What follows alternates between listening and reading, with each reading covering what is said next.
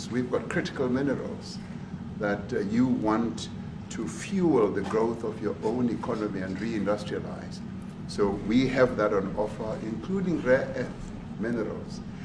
So all that combination of opportunity and the products that we buy from you, as well as what we sell to you, I believe makes up a really good and powerful relationship, which we need to strengthen, which we need to engender.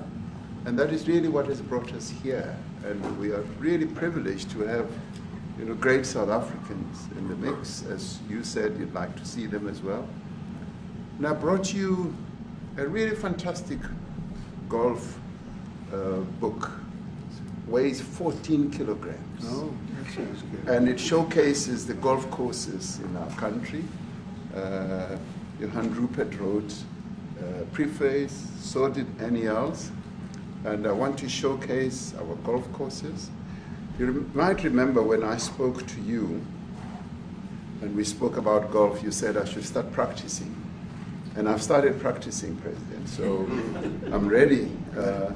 But let me end just the introductory remarks by thanking you. You may not recall that 5 years ago I spoke to you during the COVID period. Right. And it was at a time when the whole world was going through a really cathartic moment. Right. And we asked for assistance, and you were able to assist us with respirators.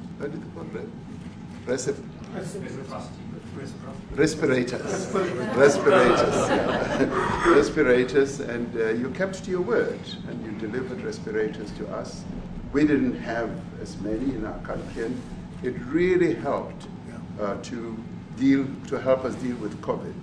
So I'm here also to say thank you and to thank the people of America for having helped us during a really difficult time. Being the small economy that we are, we needed help from around the world. And you were there to provide that. So thank you very much. I remember the call. Yeah. We sent 150 respirators. We became the respirator king. We started making them. Nobody had them. We had very few of them. That's right. But they were very helpful. But we sent 150, and I appreciated the letter. You wrote me a letter. That's right. Yeah. Thank you. Well, I appreciate that very much. Thank you very much for that. It really touched my heart after I spoke to you, and you delivered. So, great honor. Thank you very much indeed. Yeah. Any questions, please? Mr. President, we welcome white Afrikaner refugees here. Can you explain to Americans why it's appropriate to welcome white Afrikaners here when other refugees like Afghans, Venezuelans, Haitians have all had their protected status revoked? Well, this is a group, NBC, that is truly fake news. They ask a lot of questions in a very pointed way. They're not questions, they're statements.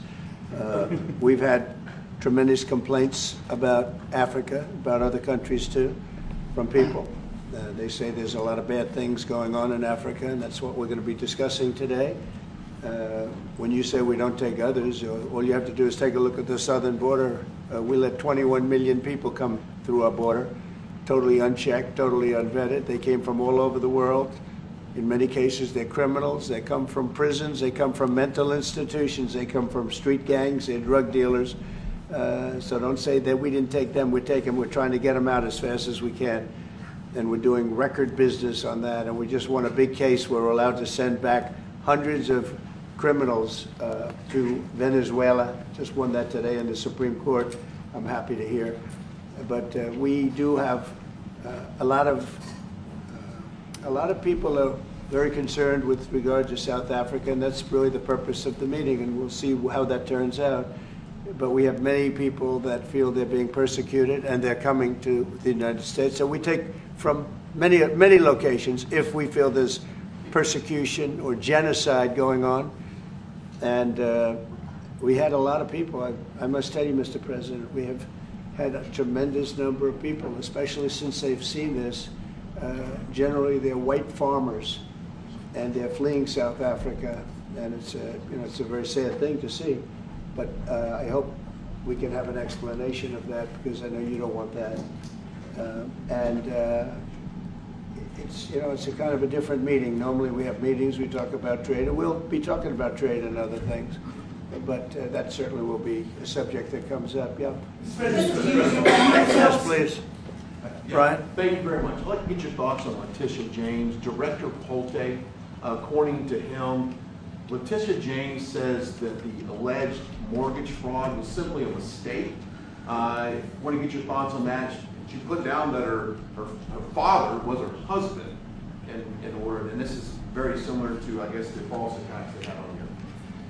Well, I don't know what it is currently, but Letitia James, who's the Attorney General of New York State, it seemed, I'm not involved in that at all. I know that it's being handled by various groups, I guess, but it's major fraud,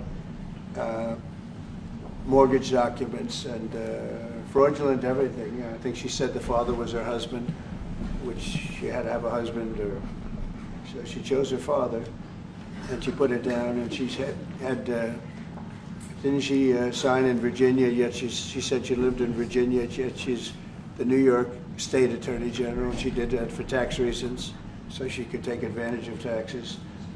And she had the wrong number of units. She had a much different number, which wouldn't have allowed her to qualify and scam the government. So I don't know. I think she's very bad for New York, but I really don't know too much about it, but I appreciate the question. Yes, thank you very much.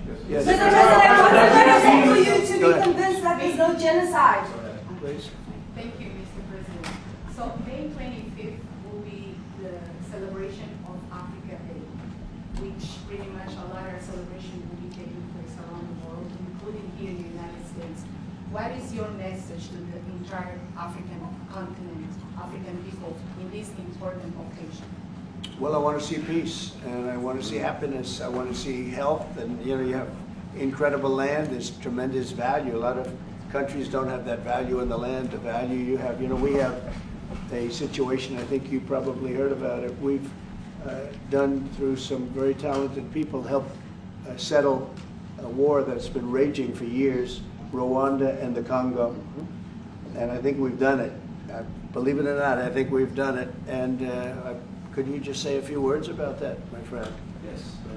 A couple of weeks ago, we signed, the two parties signed a declaration of principle in which they agreed on the way forward. And they have both submitted draft peace agreements, and we have put together one that incorporates both of their suggestions, and we've given it to them. So we're in the process of finalizing this Looking peace good, agreement. right? Looking very good.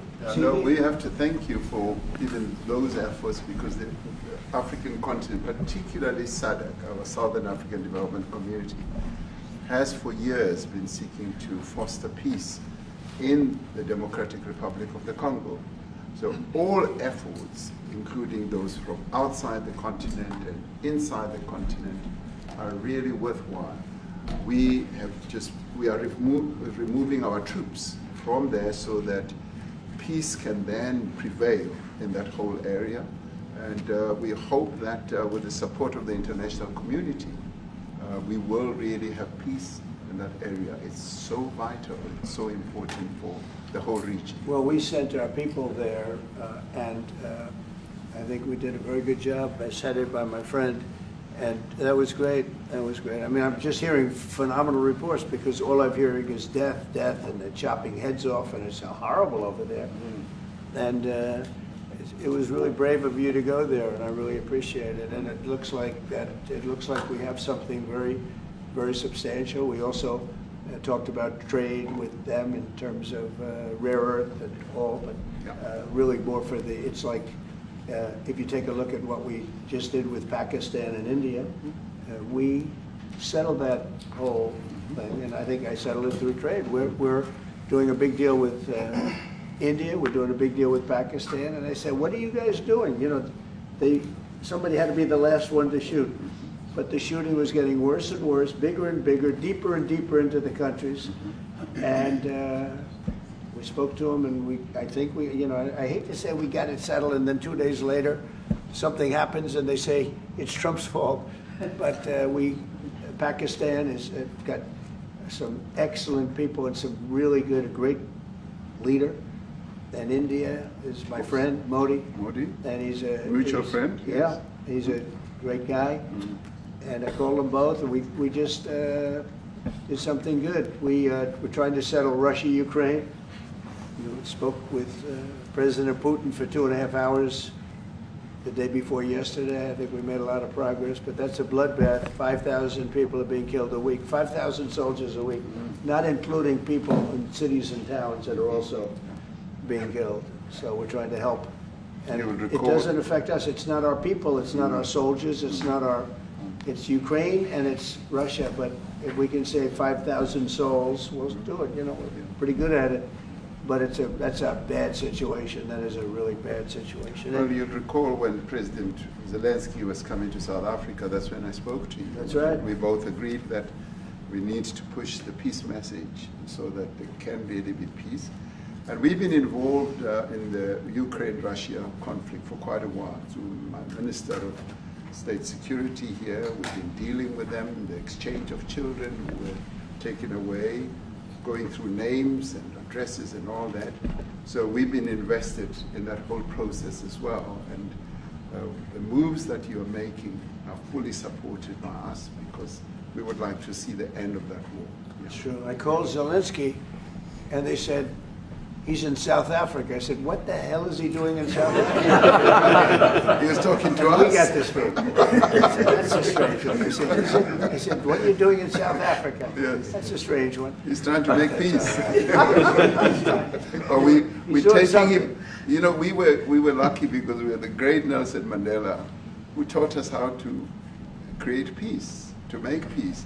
So we were imparting some of those lessons to him, some of those learnings, and I specifically mentioned to him that this is how Nelson Mandela taught us that when you want to have a peace in a country, do it on an unconditional basis and sit down and talk. And that's precisely what I'm sure he's going to heed. Well, we're going to see what happens with that when there's a lot of hatred, Yeah. there's a lot of death. It's a bloodbath. It is. Unfortunately. I get the satellite pictures of that field, of that killing field. You never saw anything like it in your life. It's horrible. It's a horrible thing that it goes on, but I think we've made big progress. Yeah, please, go ahead. Thank you, Mr. President. No, not you. Right here. He's from South Africa. Go ahead, please. What are you expecting on the ICJ case? Are you expecting South Africa to drop that? Is that what you're trying to do? On which case? The ICJ The International case is Criminal Justice. International Criminal Court. I don't expect anything, to be honest. I really don't. I don't know. It's they've got a case. There's a lot of anger there, tremendous anger. I don't expect anything. We'll see what happens. We'll have a ruling, and who knows what the ruling is going to mean.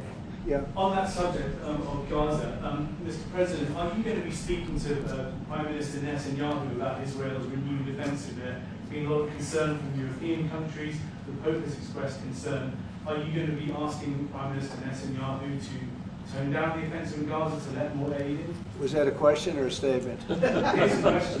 This guy's, you never change. Mr. President, this time, what would it take for you to be convinced that there's no white genocide in South Africa? Well, I can answer that for the President. It's for him. No, seriously. I'd rather have him answer. Yeah, I'd rather answer that. It will be. Our President will respond to you. Yeah, Thank you, Mr. President. It will take President Trump listening to the voices of South Africans, some of whom are his good friends, like those who are here. When we have talks between us on around a quiet table, it will take President Trump to listen to them. I'm not going to be repeating what I've been saying. I would say if there was Afrikaner farmer genocide, I can bet you these three gentlemen would not be here, including my Minister of Agriculture. He would not be with me. So it'll take him, President Trump, listening to their stories, to their perspective. That is the answer to your question. But, Mr. President, I must say that we have, wait. We have thousands of stories talking about it. Sure. And we have documentaries, we have news stories. And that, is Natalie here, somebody here to turn that? I could show you a couple of things. And it has to be responded to. Yeah, sure, we will. Let me see the articles, please, if you would. And turn the lights down. turn the lights down and just put this on. It's right behind you. Johan. There's nothing this parliament can do. With or without you, people are going to occupy land. We require no permission from you, from the president, from no one. We don't care. We can do whatever you want to do. Who are you to tell us whether we can occupy land or not? We are going to occupy land. Yeah. South African occupy land. That's who we are. We don't ever want to do. We can withdraw my membership from this useless parliament. Yes, Honorable Member. Must never be scared to kill. A revolution demands that at some point there must be killing, because the killing is part of a revolutionary act. Shoot to kill, Yamaza. Kill the poor, the farmer. Kill the poor, the farmer. Pa, pa.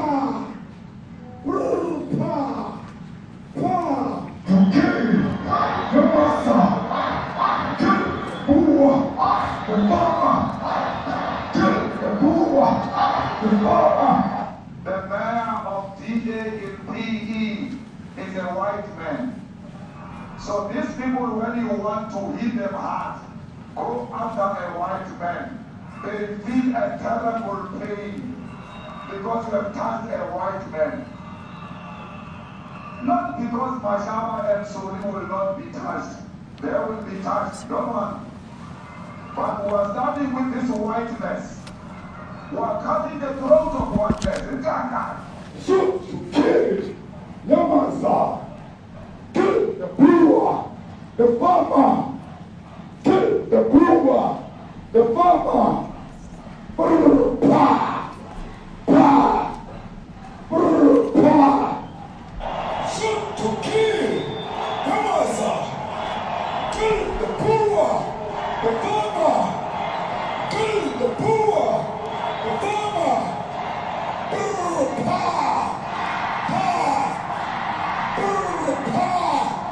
pa. I don't know what's going to happen in the future. I'm saying to you, was not called for the killing of white people, at least for now. I can't guarantee the future. Yeah, but I mean, you'd understand somebody watching that, especially as it gets shared on Twitter. They freak out. It sounds like a genocidal. I can't take it.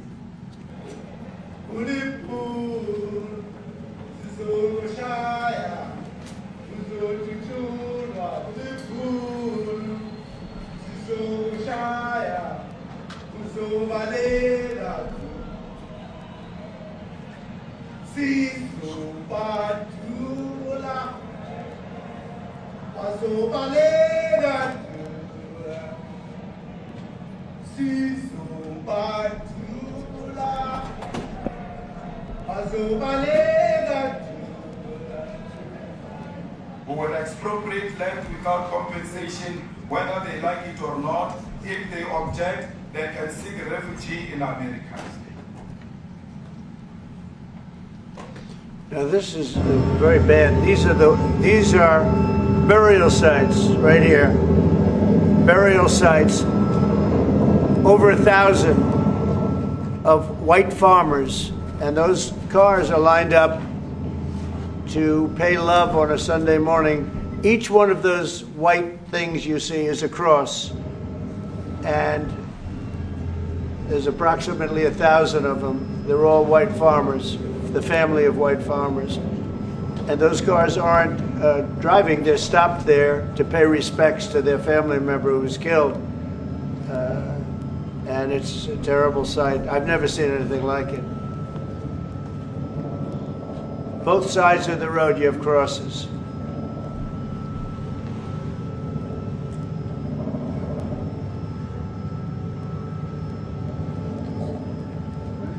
Those people were all killed. Have they told you where that is, Mr. President? No, I'd like to know where that is, because this I've never seen. Okay. I mean, it's in South Africa, that's where. We need to find out.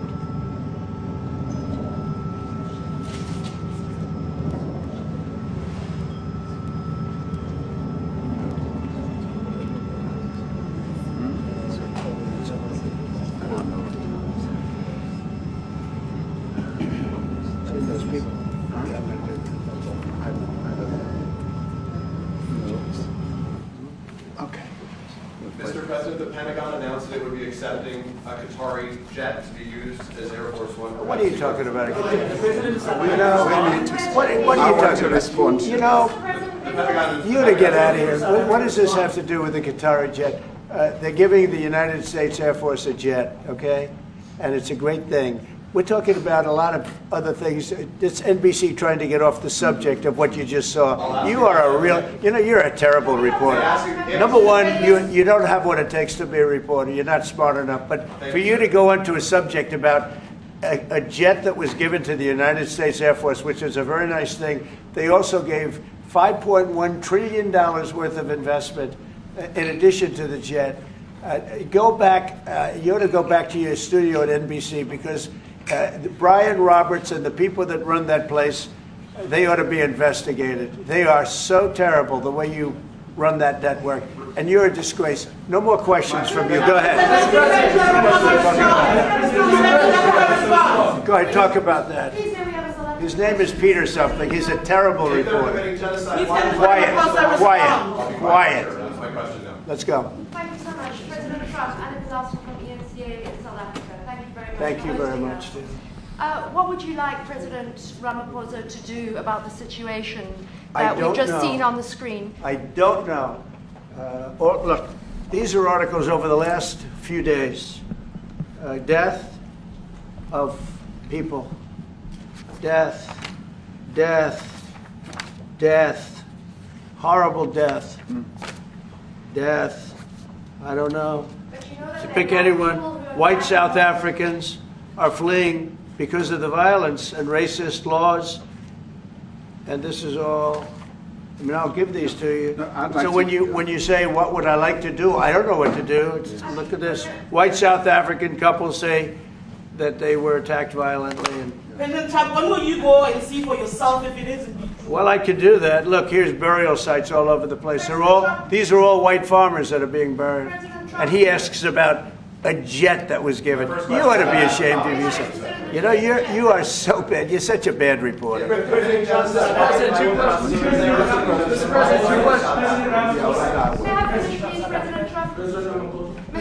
This is one after another. This family was wiped out. I'm just looking.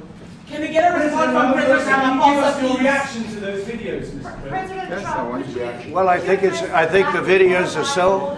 No. When you look at the videos, I mean, how does it get worse? And these are people that are officials, and they're saying that kill the white farmer and take their land. That's what it is. And I have other friends in South Africa. I have people that left. One in particular that says you can't go there. He said they want to take your land. They take your land and they kill you. It's okay, and they say it's okay to do. Now we're going to talk about it. But this is a tremendous look. This is a story recent. Yeah. These are all people that recently got killed. Yeah. And I don't know how it can get any worse. These are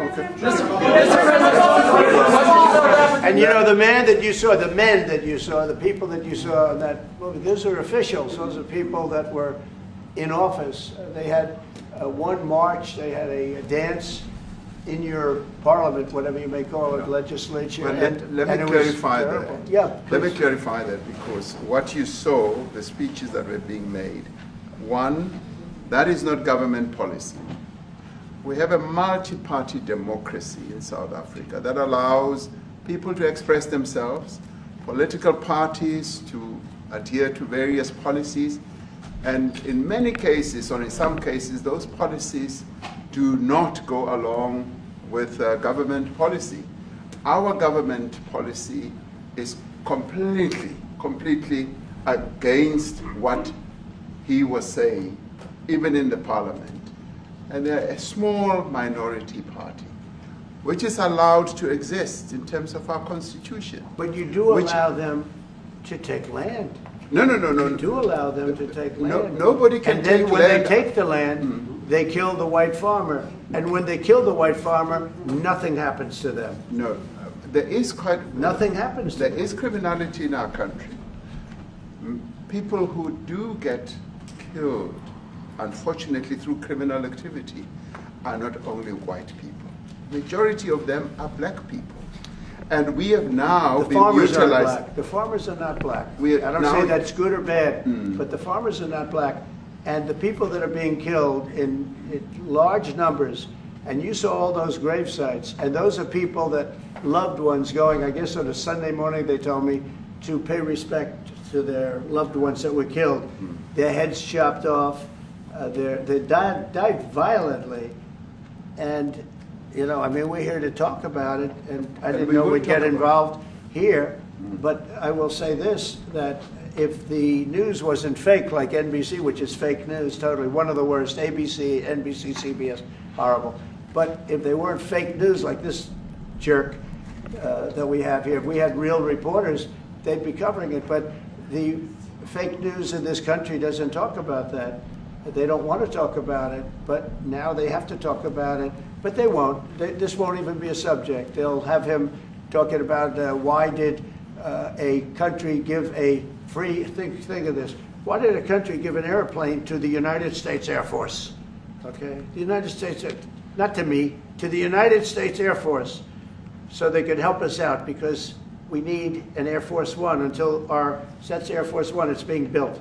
2 of them being built. But Boeing's a little bit late, unfortunately. So why did they give us a plane to the United States Air Force? That's what that idiot talks about after viewing a thing where thousands of people are dead. I'm sorry, I don't have a plane to give you. I wish you did. I'd take it. I would take it. If your country offered the United States Air Force a plane, I would take it. Okay. But coming back to this issue, which I really would like us to talk about, and talk about it very calmly.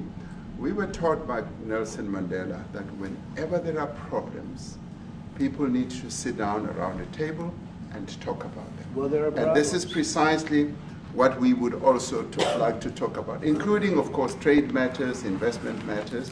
So the issues that concern you as the United States. Those are all recent. Those are all deaths. Yeah, in many ways, I mean, one should say you are a partner of South Africa, and you are raising concerns, and these are concerns that we are willing to talk to you about. Let me just add quickly, you know, the criminality that we are experiencing in our country needs quite a lot of technological capability. And in one of our areas in South Africa, we're using US technology, which is able to, in many ways, identify where shootings are happening and all that. And I'd like to talk about that, because there is support that we can get from you as the United States to help us deal with all these acts of criminality. And that is what I believe partnership is all about. And we are here as a partner so that we can help each other whenever there are challenges. So I'd like us to discuss it, and of course outside of the media, so that we sit down and have a really good discussion that will lead to good outcomes. Are there any other punitive measures that could be in place should you not be satisfied that South Africa is fixing some of the very bad things, in inverted commas, that you tweeted are happening? Well, there are a lot of bad things happening in many countries, but this in particular has been very, very bad, very bad. And because of we're going to have the whole world watching in another short period of time, because you have the G20, and that's a big deal. And it seems like, I mean, I want you to look good. I don't want you to look bad. Very good. But we have hundreds of people, thousands of people trying to come into our country because they feel they're going to be killed and their land is going to be confiscated. And you do have laws that were passed that gives you the right to confiscate land for no payment. You can take away land for no payment. I want to clarify that, because we have a constitution. Our constitution guarantees and protects the sanctity of tenure of land ownership. And that constitution protects all South Africans with regard to land ownership. However, we do say, because we've got to deal with the past, the government, and as your government also has the right to expropriate land for public use. And you're doing that. And we've never really gotten underway with that, and we are going to be doing so. You're taking people's land We away have not. from them. We have, And those people, in many cases, are being executed. They're being executed. And they happen to be white, and most of them happen to be farmers. And that's a tough situation. I don't know how you explain that. How do you explain that?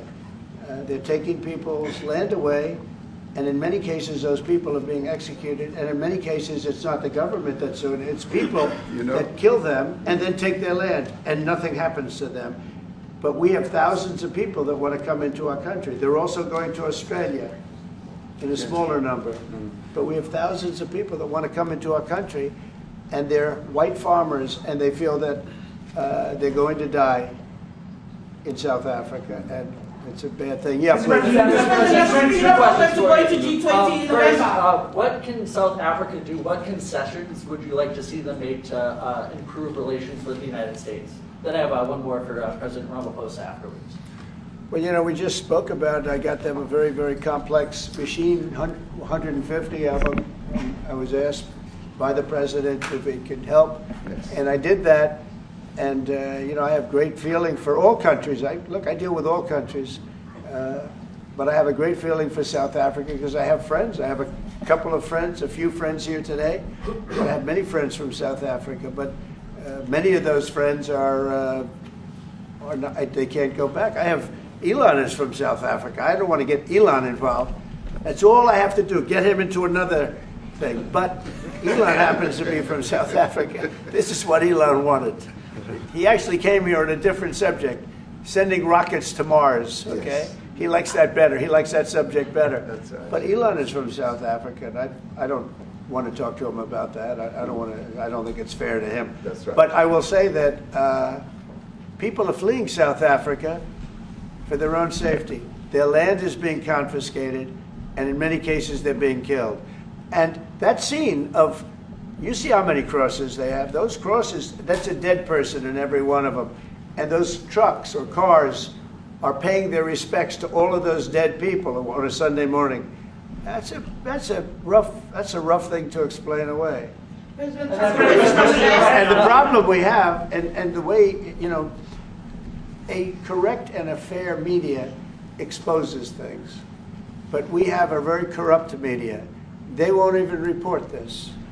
If this were the other way around, it would be the biggest story. Now, I will say apartheid, terrible. That was the biggest story. That was reported all the time.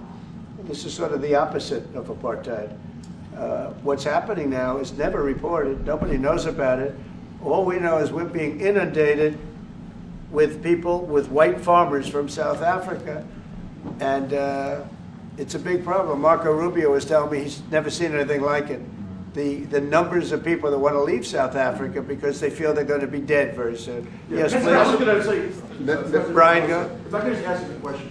72% of farmers in your country are white. If they flee, do you feel that maybe the economy could collapse? You may not have a gap to fill in those people that need to replace those farmers. You know, I'd like my Minister of Agriculture, who is white, who comes from an opposition party to mine, who's joined my government at my invitation to address this very issue, including the question that you've just raised. John? Thank you very much, Mr. President. Yeah. Mr. President, thank you for welcoming us to the White House. I would say we have a rural safety problem in South Africa. I don't think anyone wants to candy coat that. And it requires a lot of effort to get on top of it. It's going to require more policing resources. It's going to require a different strategy to be able to deal with it. But certainly the majority of South Africa's commercial and smallholder farmers really do want to stay in South Africa and make it work. And I've just come from the largest agricultural show in the Southern Hemisphere with organized agriculture and farmers, and the majority of them want to stay. But they too there have a memorial to those who've died as a result of farm attacks. And as the Minister of Agriculture, it is something that I'm particularly exercised with my colleagues at police and my colleagues in the justice cluster to start making farm attacks and stock theft a priority crime. And it affects all farmers in South Africa, particularly stock theft. It has a disproportionate effect on smallholder black farmers. I also want to just say this, that the two individuals that are in that video that you've seen are both leaders of opposition minority parties in South Africa. Nkonto Wesizwe under Mr. Zuma, and the economic freedom fighters under Mr. Malema. Now, the reason that my party, the Democratic Alliance, which has been an opposition party for over 30 years, chose to join hands with Mr. Ramaphosa's party was precisely to keep those people out of power. We cannot have those people sitting in the union buildings making decisions. And that is why after 30 years of us exchanging barbs across the floor in Parliament and trying to get one over on each other, we've decided to join hands precisely to keep that lot out of government. Because the day they get in to the doors of the union buildings in South Africa or control of our Parliament, that's what you're going to see. And that is why this government, working together, needs the support of our allies around the world so that we can strengthen our hand, grow our economy, and shut the door forever on that rabble getting through the doors of the union bodies, because then South Africa's future would be... So you denounced that type of language in the video that you saw? Oh yes, we've always done so. As government, as my own party, we are completely opposed to that. We, in 1955, adopted a document which said South Africa belongs to all who live in it. But why wouldn't you arrest that man? That man said, kill the white farmers, kill the white farmers. And then he danced, and he's dancing, and it's kill the white farmers. I think, I'm not sure, but I think if somebody got up in Parliament and started saying kill a certain group of people, he would be arrested very quickly. That man is going all over South Africa, and that's not a small party. That was a stadium that holds 100,000 people, and I hardly saw an empty seat. That's a lot of people. That's a lot of representation. And those crosses, we have dead white people, dead white farmers, mostly. And you take a look at Australia, they're being inundated, and we're being inundated with people that want to get out. And their farm is valueless. It's valueless. And they just want to get out with their life. And this is a very serious situation. And if we had a real news or real press or media, we don't have that, because they won't talk about this, because they're all guys like that idiot. But if we had a real press, it would be exposed. And you know, the beauty of exposing it is it's like a cleansing action. When it gets exposed, it'll get fixed. That's when it'll get fixed. But people don't talk about it. And I'll tell you who's talking about the thousands of people that are fleeing South Africa right now. We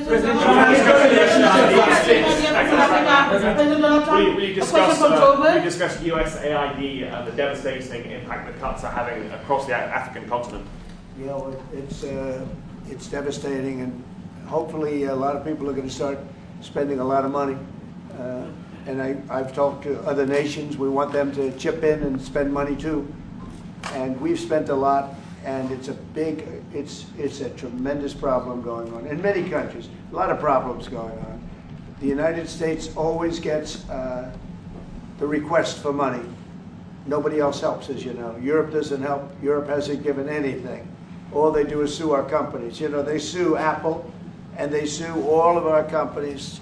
Apple had to pay $17 billion on a nonsense lawsuit. Very unfair. But we're going to always be there to help. The Afrikaner is shown rise to South African broadcasting. If this Afrikaner resettlement issue is resolved, you're going to go into a room after this, you guys are going to talk. If it is resolved, what is the potential for the future-looking relationship between the United States? It's got to be resolved. It should be resolved. It's a little bit bad when you see a stadium with 100,000 people in it, because that means it's more than just a little movement. It's a pretty big movement in South Africa, so it has to be resolved. It'll be the end of the country if it's not. But is there potential for the relationship moving forward? I hope so. That's why I'm here. I mean, I'm not here for my health. I'm here to see what it is. No, I'd like to see. I have friends. I can tell you, Ernie Els and Retief Goosen, they feel so strongly they wanted to be here on behalf of South Africa, not on behalf of me. And, you know, they said, can we be here for this? Because they love the country. Ernie, do you guys want to say a couple of words? I hate to put you in this. This is tougher than sinking a 3-footer. They have, and they've sank many 3-footers. Thank you, Mr. President. And thanks for the honor of being here. We've known each other a long time. We have spoken. You know, we're proud South Africans. I still have my South African passport.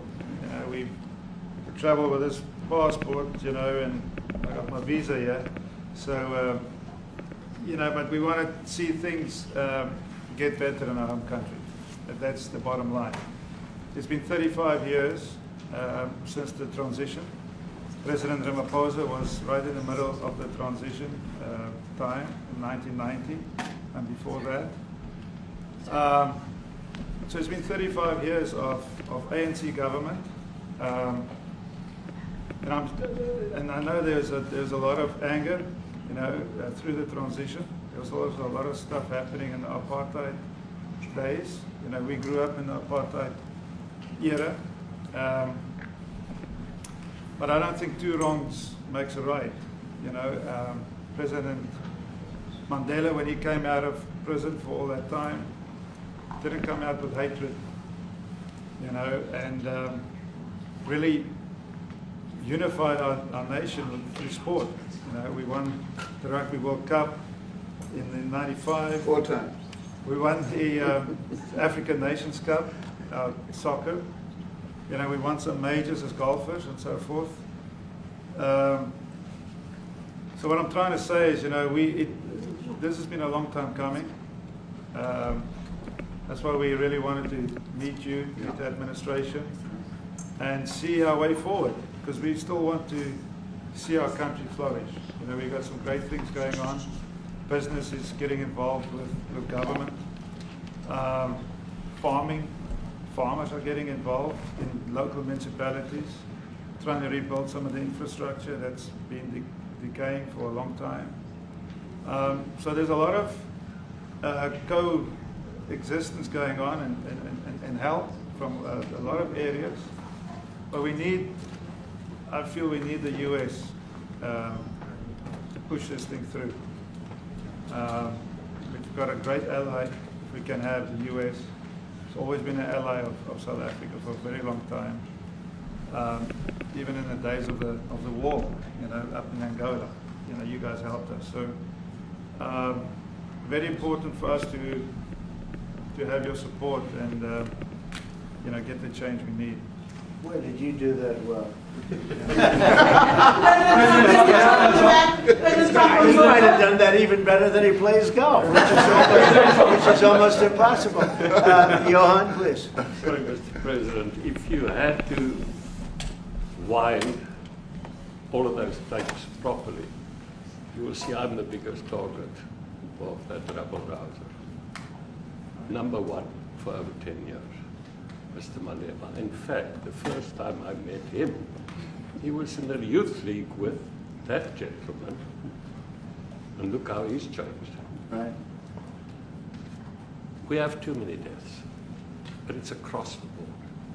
It's not only white farmers, it's across the board. And we need technological help. We need Starlink at every little police station. We need drones. I actually got drones donated for the peace parks to stop elephant and rhino poaching. And his predecessor stopped the importation because he said the United States would spy on us. I mean, US basics, the ridicule. So if you can help us. Remember, sir, you and I lived in New York in the 70s. We never thought New York could be what it became. 2 commissioners, a tough mayor. We need your help to stop this awful killing. But it's across the board. Ernie is right now building a house in George. I'm building 3 cottages for my grandchildren on a farm outside Graaff-Reinet. I often go to bed without locking the door. And we have a serious problem with illegal aliens who stream across the border. And if you really look at our statistics, a lot of these murders, firstly, it's unemployment and illegal aliens. And then I met Vice President Bart's many years ago, the Charlie Rose show. My wife loved the book. And she reminded me this morning that you emphasized the devastation that occurs when big companies leave towns and cities, and there's a culture of dependency that develops. And I remember you discussing it. Now that's our problem. If we don't get our economy to grow, the culture of dependency and the lawlessness will increase. I've again been against apartheid all my life, and I'm their #1 target. Please just Google my name and Malema. You'll see it, sir. He marched on the farm. But the crime is bad. The crime is terrible, sir, but Mr. Steenhuisen won't admit to it, but he runs the Western Cape, where I live. And the biggest murder rate is in the Cape Flats. Gangs. We've got gang warfare. Like your M33, whatever these guys. We've got equivalents there, but we need your help, sir. And we need Elon technology. Well, one of the real areas of support is really in investments. We've got to grow our economy, because through growing the economy, we're then able to create more jobs. Because crime really thrives where there is inequality and unemployment. And that is one of the reasons that has brought us here, to improve our investment relations, our trade relations, so that we can preserve the number of jobs that your companies have created in South Africa. By virtue of what we export to you, we are able to create up to 500,000 jobs in the auto industry, in the agricultural industry, and a number of other industries, mining, where we export things to you. And we also know that as South African companies invest here, you are also able to create jobs. So it's a mutually beneficial relationship. So our main real reason for being here is to foster trade and investment, so that we are able to grow our economy with your support, and so that we are also able to address all these societal problems, because criminality thrives when people are unemployed, when they have no other hope to eke out a living. So that is what we need to resolve. And your support, your partnership with us is what is really going to give us a strong capability to move forward. President, Retief, do you have, excuse me, do you have anything to say? I mean, I don't want to leave you out. You know, the guy won 3 or 4 majors. 3 or 4? No, only 2. That's a lot. By the way, 2's a lot. A lot of tournaments you won too. You have anything to say? Yeah, thank you, Mr. President. President Ramaphosa. I grew up in an area in South Africa that is a farmland area, Polokwane. And there is some issues up there. Obviously, my dad was a property developer as well as a part-time farmer. And yeah, some of these buddy farmers got killed. The farm is still going. My brothers run it, but it's a constant battle with farms they're trying to burn the farms down to chase you away. So it is a concern to try and make a living as a farmer. And at the end of the day, you know, without farmers, there's no food on the plate. So we need the farmers to produce the food. Farming, right? He wouldn't do it. He wouldn't even want to do what you're doing, right? They love farming. They don't want to leave. But it's a struggle. Yeah, and you know, food and fresh water is the most important thing in life. You know, without those 2 things, you can't survive. How is the water there? The water is great. Obviously, all the water comes out of the borehole, out of ground for us down there. But yeah, it is a battle to get the water out sometimes when all the equipment gets stolen all the time that you're trying to get the water out. So does your family and your brother, do they feel safe on the farm? They live behind electric fences, you know, try and be at night safe. But it is constant whenever you leave that something could happen. And there's nowhere to live. You know, both of them has been attacked in their houses. My mom's been attacked in her house when she was 80. So it is difficult. But, you know, the guys live a great life despite everything going on. Something. President Trump, I brought along the president of the largest trade union in our country, Ziggy Solosi, because she leads many, many workers, more than 1 million, 2 million workers. And maybe we should give her a chance to say something, because she's come all the way to join us. Thank you very much, Mr. President Trump, for having us, and President for extending the invitation to us as organized labor. And I must say that we are here to support the initiative that has been made by our government with business, of course, as organized labor. We've been coming to Washington on the AGOA trade relations in the previous regime. And I think at the center of it all, for me, it is exactly what Mr. Rupert has said, the importance of us growing the economy. We have always emphasized when we were here and kept on coming and negotiating on AGOA that the 600 US companies that are based in South Africa, as you said, President Ramaphosa, 500,000 jobs will be wiped out. We need more foreign direct investment in our country. We are not just talking about those that will lose employment, but we are talking about over 40% of people that are unemployed, that have no hope of ever finding a job. And we think that, correctly, as they have said, that we need to deal with the issue of porous borders in our country, so that everyone that comes in is documented. We also need to, and I would have thought that the minister would address the issue of land expropriation and how the policy works in South Africa. Recently, President, as you were preparing to come here on the news, in, I think it was in Natal, there was a handover of farms. And white farmers were saying, we are donating the land, but also there's a willing buyer, willing seller in South Africa. So there is no expropriation without compensation. But it is a willing buyer, willing seller. And that white farmer was even saying, President, that the government is even paying more in buying the land than what the land is worth of. And I think those are the realities, President, that we must say that we need to address, of course, but also the importance of agriculture linked to AGOA. People rely on it, and I think, as Retief have said, for survival and living. But lastly, for me, President, is also the issue of the crime statistics. There is no doubt about it that we are a violent nation, you know, for a number of reasons, and we're not condoning anything.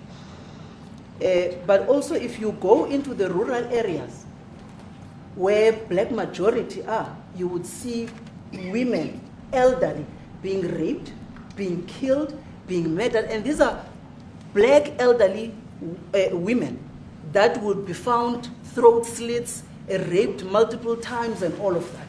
And the problem in South Africa, it is not necessarily about race, but it is about crime. And we think that we are here to say, how do we, both nations, work together to reset, to really talk about investment, but also help us in how we can have the technology and everything that is needed, President, to really address the levels of crime that we have in our country. Thank you very much. Thank you very much. President Trump, genocide is a very strong word. I'm wondering if you can make up your mind as to whether you believe genocide is occurring in South Africa, or you still doubt, and if you have made up your mind, why invite President Ramaphosa here today? Well, I haven't made up my mind. I hate to see it from the standpoint of South Africa, but also, you know, I'm trying to save lives. I'm working with Russia and Ukraine. I don't have to do that. It's not our war. It was started by other people. It was helped along by our past administration. It would have never happened if I were president, but I'm trying to save lives. And no matter where. Rwanda, I have nothing to do with Rwanda and the Congo, but I felt I had a very talented person in this administration, and I sent him there, and he did an unbelievable job, I think. I mean, we're going to find out, but he's done the hardest part of the job. It should happen. if I can save lives, I want to save the lives. If it's in Africa, that's great. If it's in Europe, if it's wherever it may be. And it's a very small investment to do, believe me, compared to what the consequences are. So I hope we can do something. Look, I have so many friends. These two men, I have great admiration for them because I know what they do for a living. Yeah. And that's a very hard living. Going from city to city, from country to country, and hitting a ball 350 yards like they do, and better than you and getting the ball in the hole. It's a very tough, with lots of people watching, right? Yes, That's a very tough living. You know, they're champions. I respect champions, and I respect very much. And I think the country is very lucky. They really wanted to be here. That's true. They could be elsewhere. They could be on a beautiful fairway someplace, and they wanted to be here. So. My